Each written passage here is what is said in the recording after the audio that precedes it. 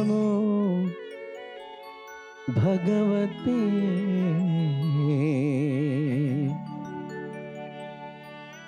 वासुदेवाय।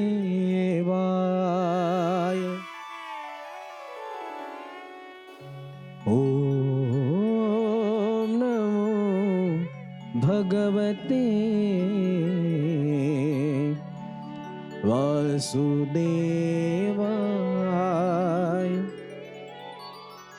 वासुदेवाय भजो कृष्णचंद्राय। हो वासुदेवाय भजो कृष्णचंद्राय। ओम नमो भगवते वासुदेवा।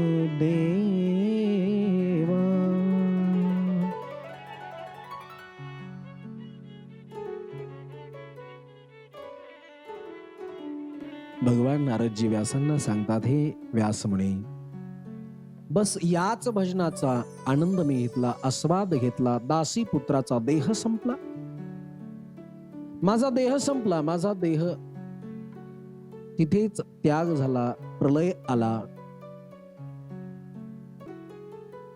माझा तो देह संपला गेला आणि भगवत दैवाने, भगवंताच्या कृपेने, सुदैवाने मला पुढचा जन्म मिळाला, तोही माणसाचा. पण तो सर्व सामान्य माणसाचा नाही, तर जगत पिता ब्रह्माजीचा पुत्र, मानस पुत्र म्हणून मला जन्माला येण्याचं सौभाग्य प्राप्त झालं.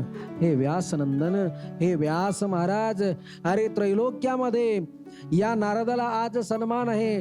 जिथे जाईल तिथे नारदाचा सन्मान होतो, सत्कार होतो, चरण पूजन होतं. मग हे का होतं, कशासाठी होतं, याचं एकमेव कारण आहे. पूर्वी दासी पुत्र असताना, अरे एका दासीच्या पुत्राने साधू संतांची सेवा केली, साधू संतांच्या सानिध्यामध्ये राहिलो, साधू संतांनी दाखवलेल्या मार्गाने चाललोय. त्याचा परिणाम मला पुढचा जन्म माणसाचाच मिळाला, पण सर्व सामान्य नाही, तर जगामध्ये त्रैलोक्यामध्ये ज्याची ख्याती आहे, विश्वामध्ये ज्याचा सन्मान आहे, अशा एका साधूचा मिळाला. आणि ज्याने संपूर्ण विश्व बनवलंय, अर्थात सृष्टीची रचना करणारा भगवंत, त्यांचे पुत्र ब्रह्माजी आणि त्यांचा पुत्र म्हणजे नारद. एवढा मोठा मला सन्मान मिळाला कुणाच्या कारणाने, कुणामुळे? फक्त आणि फक्त संत सेवा, साधू सेवा. म्हणून एक फार गोड भजन आहे बघा. एक रसिक संत फार गोड लिहितात. जीवनामध्ये जर काही करायचं असेल ना, तर एकच करा. कबीर बाबा सुद्धा बोलतात, संगत संतन की करले, ओ जन्म का सार्थक कछु करले.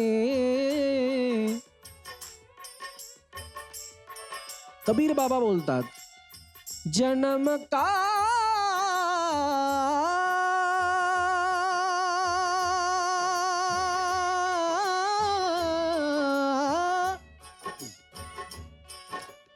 जन्म का सार्थक कछु कर ले, जन्म का सार्थक कछु कर ले.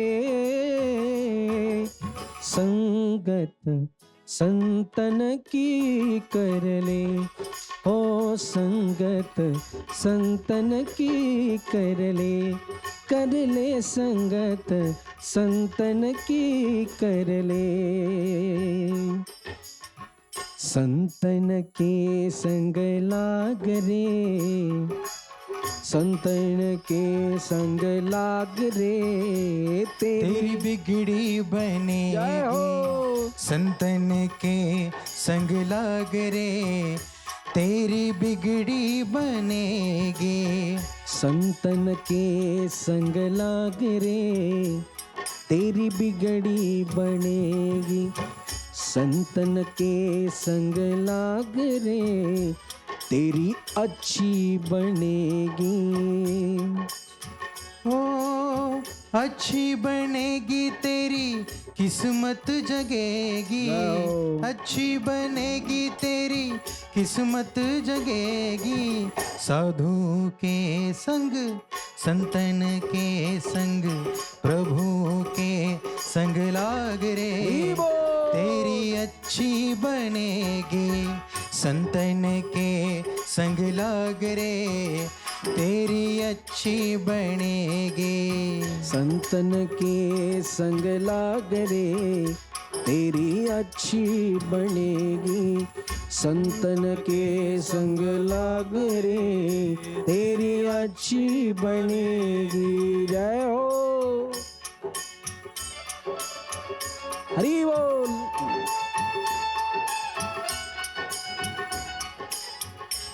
हो ध्रुव जी की बन गई, प्रहलाद जी की बन गई। ध्रुव जी की बन गई, प्रहलाद जी की बन गई। ध्रुव जी की बन गई, प्रहलाद जी की बन गई। हो ध्रुव जी की बन गई, प्रहलाद जी की बन गई। हरि नाम में तू लाग रे, जाओ। तेरी बिगड़ी बनेगी। संतन के संग लाग रे, तेरी अच्छी बनेगी। संतन के संग लाग रे, तेरी अच्छी बनेगी। संतन के संग लाग रे, तेरी अच्छी बनेगी। बोलिए भक्तवत्सल भगवान की जय, बोले भागवत महापुराण की जय। संताची जर संगत केली तर काय होतं? संताच्या संगतीने कोण कोण तरलं? ध्रुव जी की बन गई, प्रहलाद जी की बन गई। मिट जाए उर तेरे भाग रे। ध्रुवजींना भगवंत कुणामुळे मिळाला? संत नारदांमुळे. आपण पाहणार आहोत. प्रल्हादाचं कल्याण कुणामुळे झालं? प्रल्हादाला भगवंत कुणामुळे मिळाला? तर तेही संतांमुळेच. कुणाकुणाची बिगडी बनवली, लिस्टच दिली या भजनामध्ये. ध्रुव जी की बन गई, प्रहलाद जी की बन गई. कागा से तो हे हंस करेंगे. अरे कावळ्याला हंस बनवण्याचं सामर्थ्य माझ्या संतांमध्ये आहे ना. कागा से तो हे हंस करेंगे, हरी सुमिरन में तू लाग रे, तेरी अच्छी बनेगी. म्हणून संगत करायची असेल तर संतांची करा. तुकडोजी बाबाचं एक पद आहे, संगत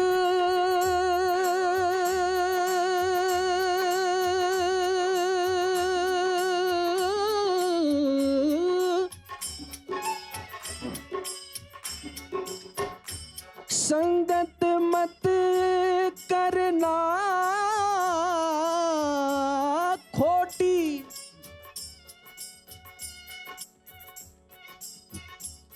संगत मत करना खोटी. दुनिया है उलटी झूठी. संगत करायची असेल ना मायबाप तर संतांची करा. ही दुनिया तो उलटी, दुनिया है उलटी झूठी. दुनिया तो पूरी झूठी है, यहाँ पे सच्चा कौन है? नहीं कोई मेरे नाथ. म्हणून संतांची संगती. हे व्यासनंदन, मला संतांची संगती घडाली ना, मला संतांची संगती घडली, याचा परिणाम एका दासी पुत्राचा संत नारद झाला आणि तुम्ही काही भागवत लिहू शकणार नाही.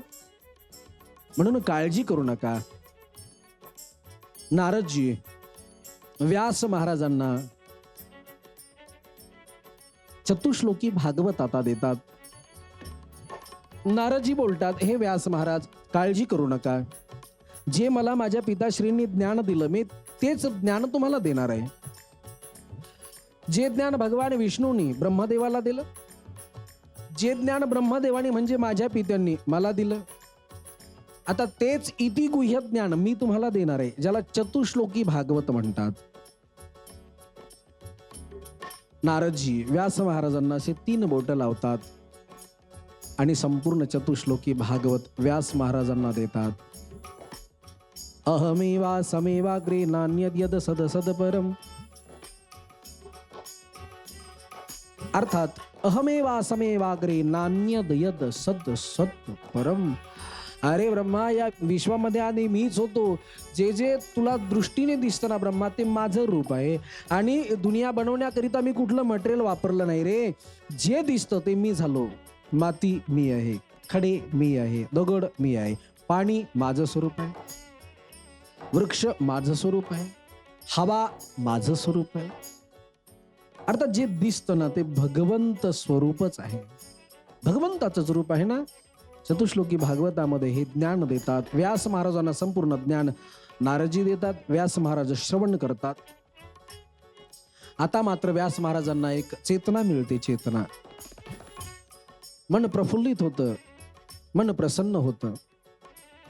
आणि व्यास महाराजजी आता भागवत लिहायला बसतात. गणेशजींचं आवाहन करतात आणि व्यास महाराज भागवत लिखाण काम करतात. बोले भक्तवत्सल भगवान की जय. बोले भागवत महापुराण की जय. संतांच्या उपदेशाने भागवताची निर्मिती होते. मैबाप नारदजी सांगतात, असा ग्रंथ लिहा जे सर्व शास्त्राचा सार असेल, ज्याच्यामध्ये भगवान बालकृष्णाच्या लीला असतील.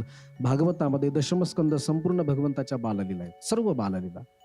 आणि ज्यावेळेस व्यास महाराजजी भगवान गणेशजींच्या सहाय्याने भागवत लिहितात, संपूर्ण भागवत तर निर्माण झालं. पण हे भागवत तर मी निर्माण केलं, पण आता मी हे कुणाला द्यायचं प्रश्न आहे. फार मोठा प्रश्न आहे. महाराज ते ऐकणारच कोणी नाही, कुणाला द्यायचं. आणि कथा ही कोणाही समोर सांगू नये. काही लोकांना विनोद आवडतात, तिथे जर आपण चिंतन मांडलं तर लोकांना अजिबात पटणार नाही. कारण श्रोता हा कोणत्या कॅटेगरीचा आहे हे वक्त्यालाही कळालं पाहिजे. आणि म्हणून जे पिकतं ते विकण्याच्या मागे जर लागाल, कदाचित अधोगती स्वीकारावी लागेल. मग चांगलं सांगायचं नसेल ना तर वाईट तरी सांगू नये, कधीच सांगू नये. आणि म्हणून व्यासजी विचार करतात, मी एवढा सुंदर ग्रंथ लिहिला, आता मी कुणाला देऊ. मी हा ग्रंथ कुणाला देऊ, मी भागवत कुणाला ऐकू. तेवढ्यामध्ये व्यासजींच्या लक्षात येतं, अरे भागवताचा यथायोग्य श्रोता आहे, ज्याने काम, क्रोध, लोभ, दंभ, अहंकार या सर्व विकारांवरती मात केली. या सर्व कामनेवरती ज्याने विजय मिळवला, या सर्व विकारांवरती ज्याने विजय मिळवला ना, तोच यथायोग्य श्रोता या भागवताचा आहे. अन्यथा दुसरं हे भागवत ऐकू शकत नाही. बरं, ऐकलं तर काही डोक्यात बसत. त्यासाठी अनेक साधना कराव्या लागतील. ऐकत राहावं लागेल, ऐकत राहावं लागेल, ऐकत राहावं लागेल. चला, मी बोलता बोलता एक मुद्दा विसरलो. मला सांगा, भागवत ही ऐकायचं की भागवत प्यायचं? ऐकायचं. भागवत ऐकायचं आहे ना. मग म्हणतात, राजा परीक्षितीला भागवत कथा श्रवण करवली, पाजली. मग हे अमृत आहे म्हणता, तर महाराज हे अमृत प्यायचं तर कसं प्यायचं? अरे जर ऐकण्याचे असेल तर मग असं का लिहितात व्यास महाराज 3ऱ्या श्लोकामध्ये, पिबत भागवतम रसमालयम. इथे लिहायला पाहिजे होतं शृणुत भागवतम रसमालयम. पिबत काढायला पाहिजे होता शब्द, शृणुत टाकायला पाहिजे होता ना. 3ऱ्या श्लोकामध्ये आहे ना, पिबत भागवतम रसमालयम. रसम आलयम, रसम आलयम म्हणजे मोक्षपर्यंत. बरं ठीक आहे, प्यायची म्हणता, मग हे प्यायची कशी? अरे ही तर ऐकायची आहे. मग असं लिहा ना, शृणुत भागवतम रसम आलयम.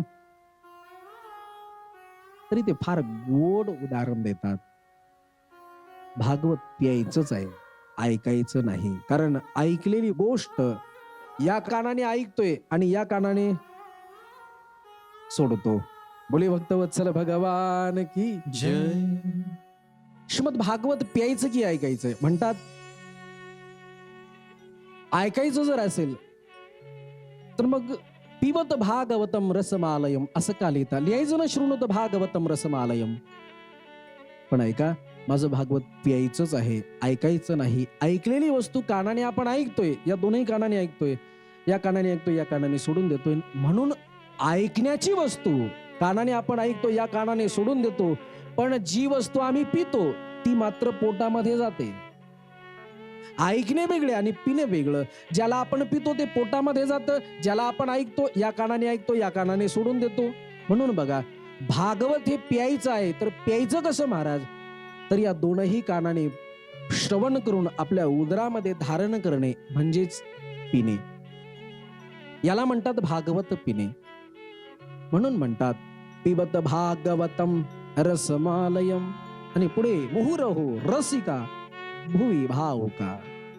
किती दिवस प्यायचं? तर आलयम मोक्षपर्यंत. बस व्यास महाराज हाच विचार करतात, अरे कुणालाही माझं भागवत देऊन काही उपयोग नाही. मग मी भागवत तर निर्माण केलं, भागवत तर तयार झालं, पण याचा यथायोग्य श्रोता कोण आहे? ज्यांनी काम, क्रोध, लोभ, दंभ, अहंकार या सर्व विकारांवरती मात केली, तोच यथायोग्य श्रोता आहे या भागवताचा.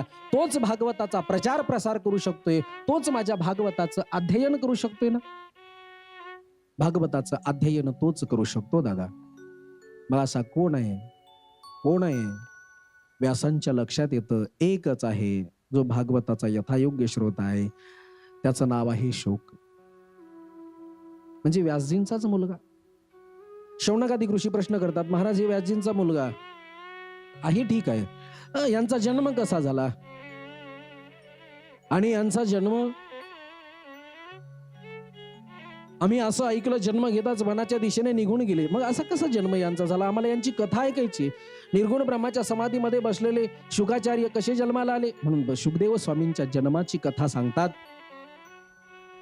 शुकदेव स्वामींच्या जन्माची कथा इथे प्रारंभ आहे. मात्र जी 6 प्रश्न केले त्यापैकी चौथा प्रश्न आहे. त्यापैकी चौथा प्रश्न आपण बोलतोय, कुठल्याही पद्धतीने राम आणि कृष्ण या 2 रूपाकडे लोकांची वृत्ती लागावी ना, यासाठीच ही भागवताची निर्मिती केली. आणि भागवत निर्माण झाल्यानंतर याचा प्रचार करण्यासाठी भगवान राम आणि कृष्ण या 2 देवताबद्दल लोकांमध्ये प्रेम निर्माण होण्यासाठी भागवत शुकदेव स्वामींना देतात. आणि 5वा प्रश्न काल आपण केला होता. 5वा प्रश्न सांगितला होता, देवा भगवंत या जगामध्ये धर्माची स्थापना करण्याकरिता येतात. मग ज्यावेळेस धर्माची स्थापना केली जाते आणि भगवंत निजधामाला निघून जातात, त्यावेळेस धर्म कुणाला शरण येतो? धर्मकम शरणम गतः. तर याचं उत्तर फार गोड आहे. महाराज भगवंत खेळी आहे, हा खेळतोय. भगवंत तुमच्या आमच्या सोबत खेळतोय ना. अरे भगवंत आम्हाला कटपुतली सारखा नाचवतोय, कटपुतली सारखा फक्त नाचवतोय, बाकी काही करत नाही. अरे भगवंताने आम्हाला नाचवावं आणि आम्ही नाचावं, हीच आमची अवस्था आहे ना. भगवान काय करतोय? एका कटपुतलीप्रमाणेच आम्हाला नाचवतो, बाकी काही करत नाही. तारतो मारतो, तारतो मारतो, तारतो मारतो. प्रत्येक युगामध्ये जन्माला येतो, दुष्टांचा संहार, साधूंचं रक्षण. मग महाराज दुष्टांना मारायचंच होतं, राक्षसांना मारायचंच होतं, तर जन्मच का दिला? का जन्माला घातलं? अरे जर चंदनाचीच झाडं तुला प्रिय होती, तर मग ही बाभळीची झाडं का निर्माण केली? सृष्टी तर त्याचीच आहे ना. तर भगवान फक्त खेळतो. म्हणून प्रश्न केलेला आहे, भगवंत धर्माची स्थापना करण्यासाठी येतात, तर मग धर्म कुणाला शरण जातो? तर याचं उत्तर आहे, महाराज धर्म दुसरा कुठे जाणार? अरे जेव्हा धर्मावरती संकट येतं तेव्हा धर्म सर्वात अगोदर संताकडे येतो. धर्माला सहाय्यक होणारे फक्त संत आहेत या जगाच्या पाठीवर, आणि ते संत तेव्हा भगवंतापर्यंत या धर्माला नेतात. ते संत भगवंताला पुकारतात. ज्यावेळेस या धर्मावरती ग्लानी होते ना, त्यावेळेस धर्म संतांकडे येतात आणि संत मात्र देवाला पुकारतात. तेव्हा परत भगवंत अवतार घेतात आणि परत या धर्माची स्थापना करतात. बस हा खेळ खेळतोय. आणि शेवटचा प्रश्न, गुरुदेव मानवी जीवनाचं खरं सार्थक काय आहे?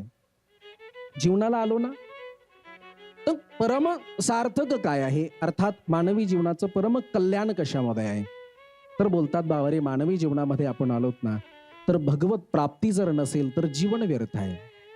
भगवंताची जर साधना नसेल तर आमचं जीवन शून्य आहे.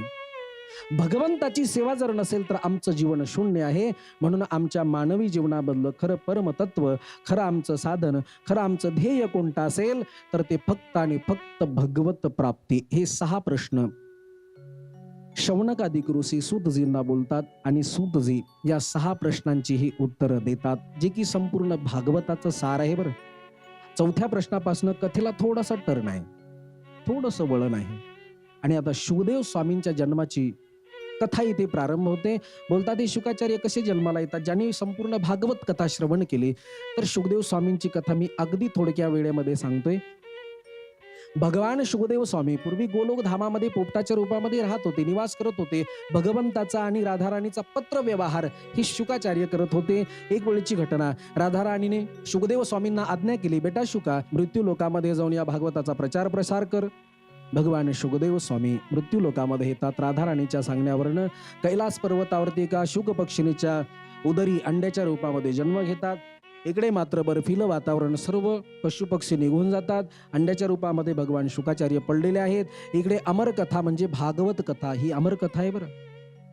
इकडे पार्वती मातेला राग येतो, नारदजी येतात, एक लीला करतात. नारद महाराज येतात आणि नारद महाराज पार्वती मातेला म्हणतात, अरे मा, भगवान भोलेनाथाच्या गळ्यामध्ये जी मुंडमाला आहे ती कुणाची आहे माहिती आहे तुम्हाला? पार्वती माता म्हटली, नाही नारदा, कधी सांगितलं नाही त्यांनी. अगं मा, तुम्हाला माहिती नाही, ही जी मुंडमाला आहे ही एका स्त्रीची आहे. असं म्हटल्यानंतर कुठल्या पत्नीला बरं वाटेल? पार्वती माता रागाने क्रोधायमान होतात. पार्वती माता जेव्हा रागामध्ये येतात, भोलेनाथ येतात, भोलेनाथ पाहतात पार्वती तर रागावलेली आहे, आता काय करावं? आवाज देतात, अगं पार्वती का रागावलीस, काय झालंय, कशामुळे रागावलीस? पार्वती माता सांगतात, हे भोले बाबा, माझ्याशी बोलायचं नाही. भोले बाबा, अजिबात बोलायचं नाही. भोले बाबा, तुम्ही कपटी आहात. अरे जसे वरतून काळे दिसतात तसे मधूनही काळे आहात. तुम्ही पोटामध्ये काळे आहात, तुमच्या मनामध्ये काळा आहे. पार्वती, काय झालंय? अगं मी तर तुला प्रत्येक गोष्ट सांगतोय, प्रत्येक गोष्ट शेअर करतोय ना, मग झालं काय? पार्वती माता म्हणते, बाबा हे सगळं बोलणं आहे. पार्वती, काय झालंय? त्यावेळेस भोलेनाथ विचारतात. पार्वती माता म्हणते, बाबा मला कळालं, बाबा माझ्या गुरुजींनी माझ्यावरती कृपा केली म्हणून मला कळालं. अहो मला सांगा, तुमच्या गळ्यामध्ये मुंडमाला आहे ती कुणाची आहे? पार्वती माता म्हणते, ही मुंडमाला कुणाची, त्याचे मला नाव सांगा, कुणाची मुंडमाला? भोलेनाथ म्हणले, अगं पार्वती, हेच तर तुझ्या प्रेमाचं प्रतीक आहे. तुला वाटतं मी तुझ्यावरती प्रेम करत नाही? अगं पार्वती, हेच तुझ्या प्रेमाचा पुरावा आहे. अगं ही मुंडमाला कोणत्या दुसऱ्या स्त्रीची नाही ग, तर ही मुंडमाला तुझी आहे. आता पार्वती मातेने शांत व्हावं ना. पार्वती माता आणखी चिडतात. पार्वती माता म्हणतात, वा रे देवा वा, देवा कळाला आता आम्हाला. अरे देवा, मी तर एवढे जन्म घेतले, तुम्ही मात्र अमर आहात, मला एवढे जन्म घ्यावे लागले. हो पार्वती, कधी तू दुर्गा झालीस, कधी पार्वती झालीस, कधी चामुंडा झालीस, अगं कधी कात्यायनी झालीस. अगं पार्वती, हे सर्व तुझे रूप आहेत. ज्या ज्या वेळेस या धर्मावरती संकट येतं त्या त्यावेळेस तुझं आवाहन केलं जातं आणि तुझ्या शक्तीमुळे या धर्माचं रक्षण केलं जातं, सृष्टीचं रक्षण होतं. पार्वती माता बोलली, देवा मलाही अमर व्हायचं. अमर कुणाला होणं आवडणार नाही महाराज, अमर होणे प्रत्येकाला आवडेल. सौंदर्य कुणाला आवडत नाही, प्रत्येकाला आवडतं, नाही का? तसं अमर होणं कुणाला आवडणार नाही. पार्वती माता म्हटली, मलाही अमर व्हायचं, अमर कथा सांगा. हे कशामुळे झालं सांगा. भोलेनाथ म्हटले, पार्वती, हे अमर कथेचा परिणाम आहे. वेळ कमी असल्यामुळे भगवान भोलेनाथाला पार्वती माता म्हणते, देवा मला ही अमर कथा सांगा. आता मात्र भोलेनाथ पार्वती मातेला अमर कथा सांगायला बसतात, अर्थात भागवत कथा सांगायला बसतात. परंतु बोलतात, पार्वती मी तर कथा सांगेल, मात्र तू होकार दे, ओम ओम ओम असा मला होंकार दे, कारण मी कथा डोळे बंद करून सांगेल. मला तू जागी आहे की झोपलेली आहे कळायला हवं. म्हणून पार्वती माता म्हणते, हो प्रभू, काही चिंता करू नका, मी होंकार देईल. ज्यावेळेस भोलेनाथ कथा सांगायला प्रारंभ करतात, मी बोललोय कथा एवढी सोपी नाही. जेव्हा कथा सांगायला प्रारंभ करतात, 1 2 3 दिवस पूर्ण होतात, 4 5 6 दिवस पूर्ण होतात. महाराज, ज्यावेळेस हे संवाद सुरू होतात, संवाद भागवतामध्ये उद्धवाचा आणि मैत्रीजींचा कपिल देहुती संवाद, हे जे संवाद आहेत, संवाद थोडे कठीण असतात. ज्यावेळेस हे संवाद सुरू होतात ना, त्यावेळेस पार्वती मातेला झोप येते. पार्वती माता झोपतात आणि जे अंड पाठीमागे बसलं, पहिला दुसरा तिसरा चौथा दिवस झाला, त्या अंड्यातनं बालक बाहेर पडतं, शुक पक्षाच्या रूपामध्ये पडतं. तेच शुकाचार्य आहेत. ऐका, शुकदेव स्वामी बाहेर पडतात आणि जन्माला येतानाच श्रीमद भागवत कथा अमृत प्राशन करतात. अर्थात ही अमर कथा ऐकतात आणि म्हणून शुकदेव स्वामी अमर होतात. पार्वती माता मात्र झोपते. जेव्हा कथा होते तेव्हा भोलेनाथ आवाज देतात, बोलिये भक्तवत्सल भगवान की जय. आता मात्र पार्वती माता उठतात, डोळे चोळतात. अरे अरे अरे अरे महाराज, झाली कथा? हा पार्वती, झाली कथा. पुढे काय झालं मी नाही ऐकलं महाराज. भोलेनाथ म्हणले, पार्वती तू कुठे होतीस? त्यावेळेस पार्वती माता म्हणते, प्रभू माफ करा पण मी झोपले होते. मला सांगा, जिथे पार्वती मातेला भागवत कथेमध्ये झोप येते तिथे तुमची आमची काय कथा? पार्वती माता झोपतात. मग कथा कोणी ऐकली? भोलेनाथ म्हणले, चोरून कथा ऐकणं हे पाप आहे. आणि एक वाक्य लक्षात ठेवा, कथा श्रवण करत असताना वक्त्याच्या समोर बसावं, पाठीमागे नाही. पाठीमागणं कथा ऐकणं दोष आहे. मग कोणी ऐकली? पाठीमागून चिवचिव करत ते शुक पक्षी बाहेर पडतं. भोले बाबाला राग येतो. भोले बाबा त्रिशूळ त्याच्या पाठीमागे घेऊन धावतात. शुक पक्षी पुढे, भोले बाबा पाठीमागे, शुक पक्षी पुढे, भोले बाबा पाठीमागे, शुक पक्षी पुढे, भोले बाबा पाठीमागे. अरे थांब थांब थांब, माझी अमर कथा ऐकली, थांब. ते पक्षी उडत उडत कैलासावरनं शाम्य आश्रम बद्रीनाथ या क्षेत्राच्या ठिकाणी जातं, जिथे माता विटिका आपले केश वाळवत असते. सकाळची वेळ आहे, केश वाळवत असते, तेवढ्यामध्ये जांभळ येते म्हणून तोंड उघडतात. ते शुक पक्षी आश्रमामध्ये प्रवेश करतं, माताला पाहतं आणि शुक पक्षी मुखाद्वारे गर्भामध्ये जाऊन प्रवेश करतं. तेच भगवान शुकाचार्य, तेच भगवान शुकदेव स्वामी. भोलेनाथ येतात, भोलेनाथ आता आशीर्वाद देतात. भोलेनाथाच्या लक्षात येतं 12 वर्ष त्या गर्भामध्ये निवास करतात. त्या गर्भालाच शुकदेव स्वामी 12 वर्षाचं मंदिर बनवतात. नाथ महाराजांचं प्रमाणे ब्राह्मणाची पोरे का खेळाशी भ्याले, कापत कापत बाहेर आले रे, नागवेची पळून गेले रे. ही नाथबाबांची भाषा. 12 वर्ष आपल्या मातृगर्भामध्ये राहतात. मातेला त्रास होतो, भगवंताच्या सांगण्यावर आधी वचन घेतात. 12 वर्षानंतर जन्माला येतात आणि तसेच बिना वस्त्राचे वनाच्या दिशेने निघून जातात. तेच भगवान शुकाचार्य. सर्वांनी मोठ्या प्रेमाने शुकदेव स्वामीचा फक्त जयघोष करा. बोले शुकदेव भगवान की जय. शुकदेव भगवान की जय. शुकदेव भगवान की जय. शुकदेव भगवंताचा जन्म होतो. शुकाचार्य ज्यावेळेस निर्गुण ब्रह्माच्या समाधीमध्ये जातात, व्यास महाराज विचार करतात, अरे एकच तर तो माझा आहे म्हणून त्याला बोलवावं. 2 श्लोक गाऊन देतात. 2 श्लोक. एका श्लोकामध्ये भगवंताच्या करुणेचं वर्णन, एका श्लोकामध्ये भगवंताच्या दयेचं वर्णन, एका श्लोकामध्ये सौंदर्याचं वर्णन. 2 श्लोक ऐका. बिभ्रदवेनुम जठर पठयो, भगवंताच्या सौंदर्याचं वर्णन. बरहा पीडम नटवर वपुः कर्णयो कर्णिकार, बिभ्रदवास कनकः कपीशं वैजयन्तीं च मालां, रन्ध्रार्वेणुरधर सुधया पूरयन् गोपवृन्दे, बृन्दारण्यं स्वपदरमणौ प्राविशत् गीतकीर्तिः. भगवंताच्या सौंदर्याचं वर्णन. भगवान किती सुंदर आहे. बरहा पीडम नटवर वपुः. बरहा पीडम म्हणजे मोर मुकुटाचा पिसारा डोक्यावरती धारण केला तो गोपाल कृष्ण. नटवर वपुः, नटांचाही जो वपू आहे. बिभ्रद वासः कनक कपिशम, कानामध्ये कनेरीचे फूल घातले, अधरावरती बासुरी आहे. बरहा पीडम नटवर वपुः कर्णयो कर्णिकारम, कानामध्ये कनेराचे फूल आहेत. कर्णयो कर्णिकारम, बिभ्रदवास कनकः कपिशम वैजयंतीम च मालाम, गळ्यामध्ये वैजयंती माला आहे. किती सौंदर्य आहे. अरे या अधरावरती सुंदर बासुरी ठेवली आणि मधुर बासुरी वाजवतोय. असा तो भगवान शुकदेव स्वामी ऐकतात. निर्गुण ब्रह्माच्या समाधीमध्ये म्हणजे न दिसणाऱ्या भगवंताच्या समाधीमध्ये आहेत.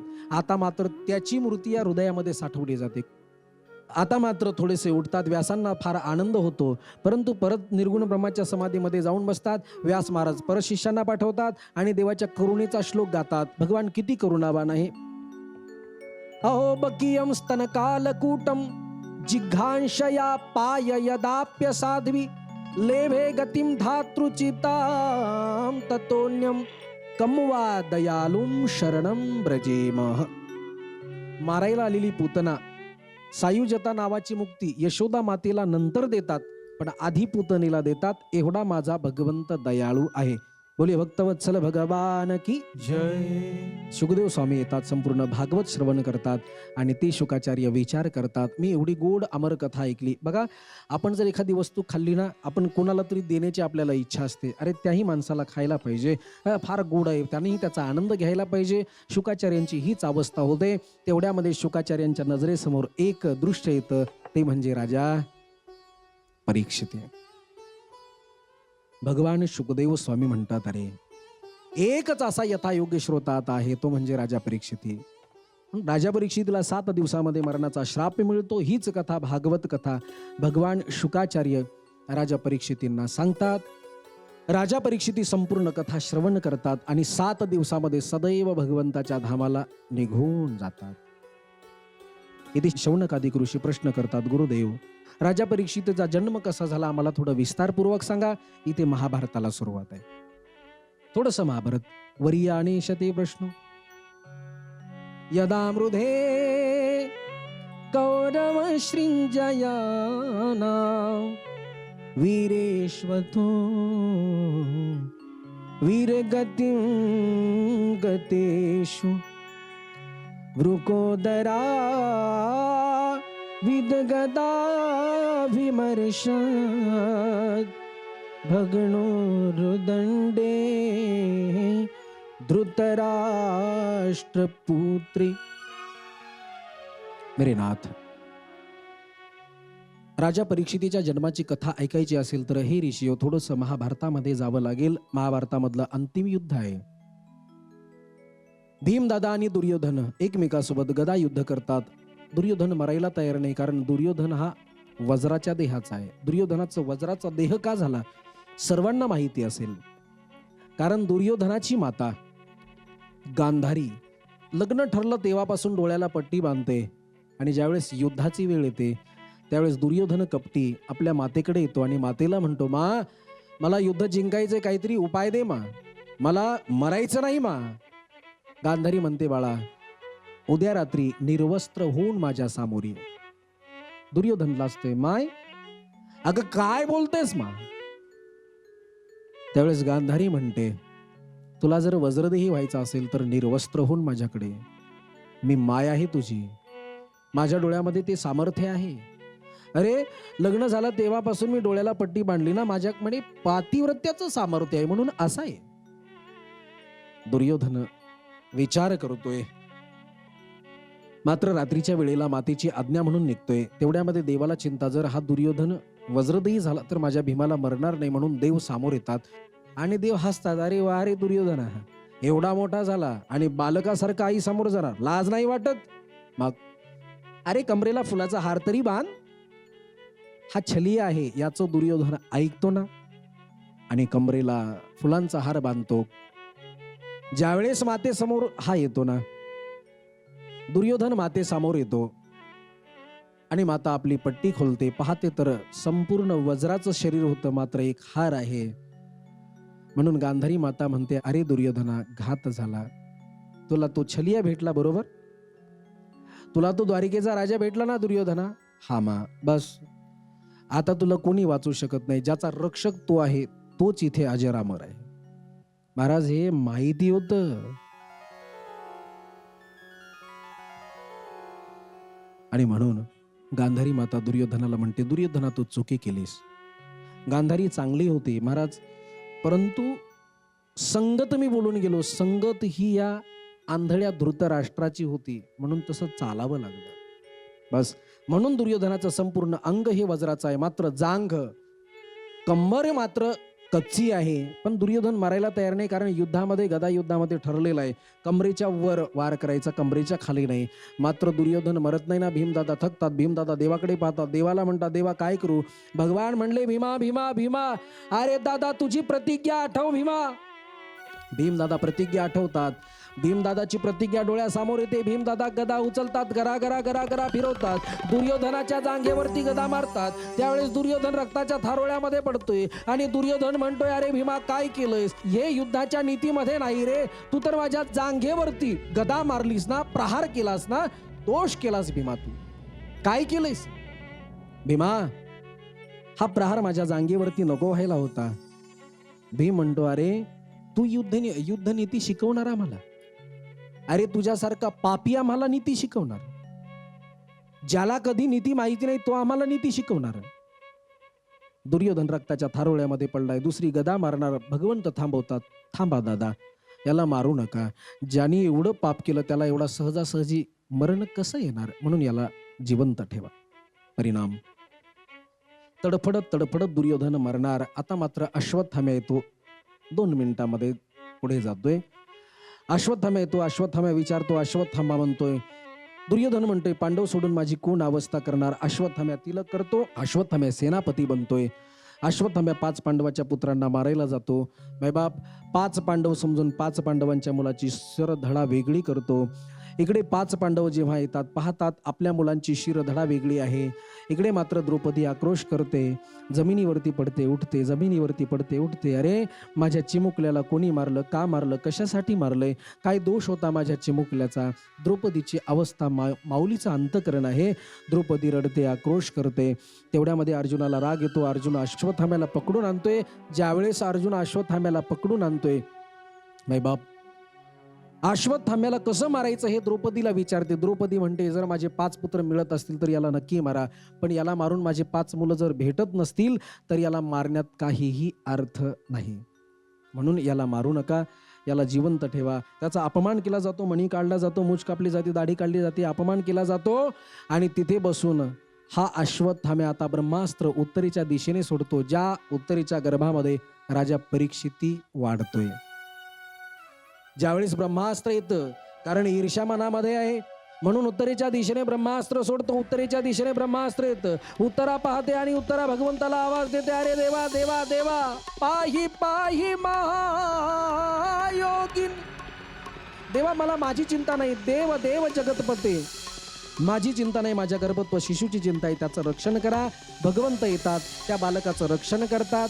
कारण पुकार एका भक्ताची आहे आणि ती पूर्ण करणं देवाचं काम आहे. भगवान येतात, त्या बालकाचं रक्षण करतात. तेच राजा परीक्षिती आहे. भगवंत रक्षण करून द्वारिकेला निघून जातात. इकडे मात्र त्या बालकाचा जन्म होतो, ज्याचं नाव परीक्षिती. बघा, परीक्षितीचा जन्म होतो. भगवान येतात, अंगड टोपरं घेऊन येतात, त्याला पाहतात. त्याचं नाव परीक्षिती ठेवण्यात येतं का? परीक्षण करतो देवाचं, म्हणून नाव परीक्षिती. पण जेव्हा अर्जुनाला घेऊन जातात भगवंत, इकडे गेल्यानंतर भगवान एक लीला रचवतात. संपूर्ण यदुवंशाचा भगवंत नाश करतात. भगवान सुद्धा निजधामाला निघून जातात. इकडे अर्जुनाला दुःख होतं. अर्जुन परत येतो. अर्जुनाच्या लक्षात येतं, अरे आम्हाला जगाचा बाप आम्हाला सोडून निघून गेला. म्हणून 5 पांडव अत्यंत दुःखी होतात. 5 पांडव विचार करतात, ज्यांच्यामुळे आम्ही जगत होतो तो भगवंतच नसेल तर आपण कुणासाठी जगायचंय? म्हणून 5 पांडव स्वर्ग होण्यासाठी निघतात. परंतु या राज्यगादीचा मालक कोण असेल? म्हणून छोटासा 5 वर्षाचा परीक्षिती त्याला राज्यगादीवर बसवतात. परीक्षितीला सांगतात, बाबा रे तू राज्य कर, आम्ही स्वर्ग होण्यासाठी निघून जातोय. पांडव निघून जातात. राजा परीक्षिती राज्य करतो. योग्य वेळ आल्यानंतर लग्न होतं. राजा परीक्षिती 40-45 वर्षाचा होतो. राज्यामध्ये भ्रमण करायला जातो. भ्रमण करत असताना एक विचित्र दृश्य पाहतो. एका गाईचा आणि बैलाचा संवाद आहे. गाय रडते आहे, बैल मात्र तिची सांत्वना करतोय. एक काळा धिप्पाड पुरुष 4था पायही तोडायला जातो. तेवढ्यामध्ये परीक्षिती राजा अडवतो. तो कली आहे मायबाप, दुसरा तिसरा कोणीही नाहीये. कली आता राजा परीक्षितीच्या मस्तकामध्ये प्रवेश करण्याचा प्रयत्न करतोय. परंतु कलीला 4 ठिकाणे देतात. द्यूतम पानम स्त्रियः आणि सुना. म्हणजे द्यूत माने जुगार, पानम म्हणजे मदिरा, सुना माने जिथे हिंसाचार आहे ते, आणि द्यूतम पानम स्त्रियः आणि सुना, परस्त्री गमन, इथे कलीचा वास आहे. 4 ठिकाणं देतात. आणि त्या ठिकाणी कली कसा राहणार? शेवटचं मोठ्या विनम्रपणे मागतो तर सोनं देतात. आणि आज कली जरासंधाचा मुकुट धारण करतो ना, त्याच मुकुटामध्ये प्रवेश करतो. आज एका साधूचा अपमान होतो आणि राजा परीक्षितीला श्राप मिळतो. त्या साधूचं नाव आहे शमीक मुनी. शमीक मुनी राजा परीक्षितीला 7 दिवसामध्ये मरणाचा श्राप देतात. शमीक मुनीचा श्राप मिळतात. राजा परीक्षिती सर्वस्वाचा त्याग करतात आणि शुकताल या ठिकाणी येऊन बसतात. आणि आज सर्वांना एकच प्रश्न करतात, लवकर मरणाऱ्याला काय करावं लागेल? बस, अत्यंत संक्षिप्त महाभारत मी आपल्या समोर मांडलंय, अत्यंत संक्षिप्त रूपामध्ये. कारण भागवतच असा आहे मायबाप, काही भाव असे आहेत, त्या भावामध्ये एकदा रममाण झालं बाहेर पडावंसं वाटत नाही. म्हणून काही संक्षिप्त, काही विस्तारपूर्वक. म्हणून आज मी इथे थांबतोय. उर्वरित पुढील भागांमध्ये आपल्याला अनेक कथा बघायच्या. आता राजा परीक्षिती शुकदेव स्वामींना प्रश्न करणार आहेत गुरुदेव. लवकर मरणाऱ्याला काय करावं लागेल? शुकाचार्य भगवान सृष्टी निर्माण कशी करतात, त्यानंतर ध्रुव चरित्र, कपिल देहोती संवाद या सृष्टीविषयी माहिती देत असताना आकुती देहोती प्रसूती, प्रियव्रत आणि मनू या सर्वांचा वंश आपण पुढील काही येणाऱ्या भागांमध्ये पाहणार आहोत. म्हणून सर्वांनी त्याही कथेचा लाभ घ्यायचा आहे. आजच्या कथेला इथेच विराम देतो. याच ठिकाणी थांबते. छोटंसं एक भजन होईल. सर्वांनी माझ्यासोबत बोला.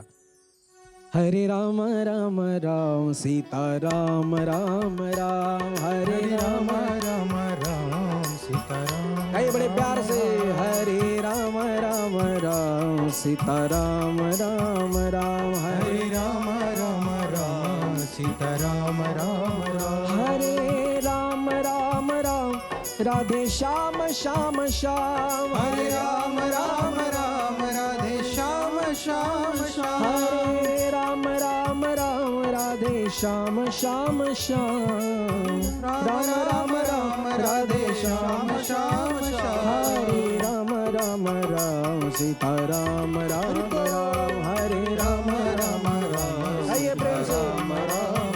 हरे राम राम राम सीता राम राम हरे राम, राम राम राम सीताराम राम राम. हरे राम राम राम सीता राम राम राम, राम राम सीताराम राम राम. सीता राम राम राम, राम राम सीता राम राम राम. बोले भक्तवत्सल भगवान की जय. बोले भागवत महापुराण की जय. वृंदावन बिहारी लाल की जय. सब संतन की जय. पंढरीनाथ भगवान की जय. सब संतन की जय. सब भक्तन की जय. जय जय श्री राधे. श्याम.